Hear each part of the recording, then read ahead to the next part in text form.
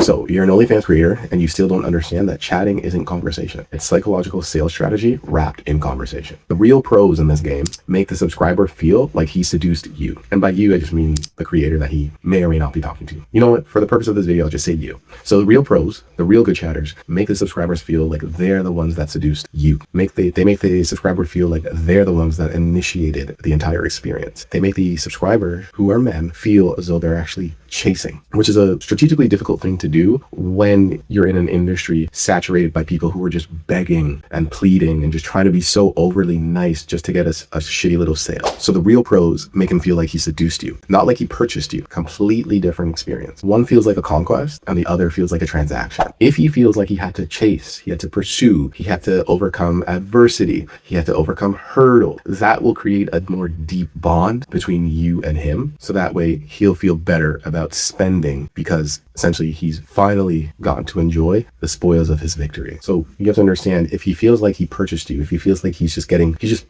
buying content, he's just getting a deal, that feels like a transaction. If he feels like he had to chase, he had to seduce, he had to warm you up, he had to build a connection, break down your wall, get you to be vulnerable, that feels like a conquest. And I promise you, in a man's mind, when he feels like he's conquered something, it pays way more than it would if he feels like he got a deal on some content. But how do you make him feel something that other shitty chatters can't make him feel? Very, very simple. You have to do things that the other chatters are incapable of doing, which means you need to remember his dog's name. You need to remember what he had for lunch 3 days ago. You need to remind him of those things. The same way that a girlfriend in a real relationship would. That joke he made a week ago, you need to reference it. Having pet names that you gave him based on a story that he told you or a story that you told him, you guys need to use that. In the UK, but in other places, they call it banter. In North America, we call it riz. But there has to be this element of seduction that will put him in a position where he gets a dopamine hit from making you happy and spending money on you. But the problem is that most chatters are so shit that the entire experience is just them begging and pleading and just saying, oh my gosh, like I'm so wet, or I'm so sexually explicit doing this, or I'm doing a double backflip onto a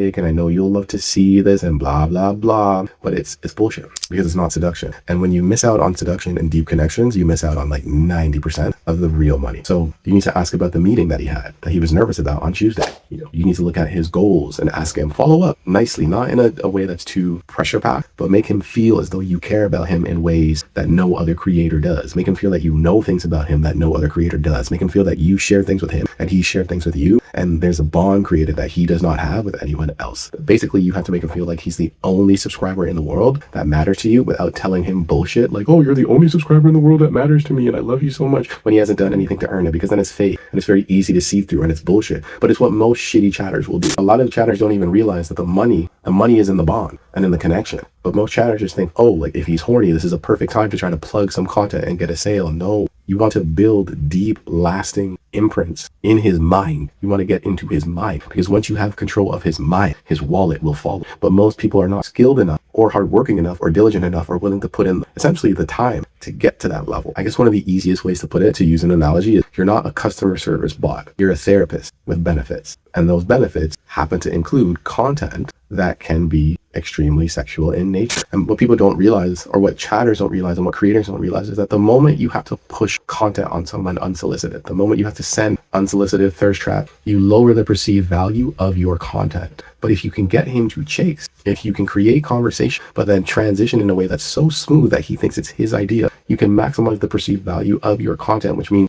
for the exact same content that another creator might have to charge $10 for, $20 for, $50 for, you can charge $100 for, $200 for, $3,000 for, because the perceived value is so high. But price is a myth. He has the money. Always remember that price is a myth. He has the money. The problem is that the chatting isn't skilled enough. The experience isn't good enough to where he thinks it's worth it. But he has the money, and price is a myth. If he can spend $200, he can spend $400. If he can spend $10, he can spend $20. If he can spend $1,000, he can spend $2,000 to $3,000. And what a lot of people don't realize is what a subscriber spent $200. If you stay on that subscriber, you never know what he's capable of. That $200 could end up growing to $35,000, $80,000, $100,000, $200,000. You don't know. But if you're not employing skilled chatting, if you're not using psychologically advanced sales tactics, if you're not maximizing the perceived value of your experience, if you're not creating scarcity and urgency, if he's not emotionally investing if you're not diversifying the payment. Meaning sometimes if you're good, if your chatting is good, you can get a subscriber to send you money for nothing, just for your well-being. If you're not creating a cycle of drama, because you can't always be nice. You have to learn when to push him away. Seduction is a dance. There's push, there's pull,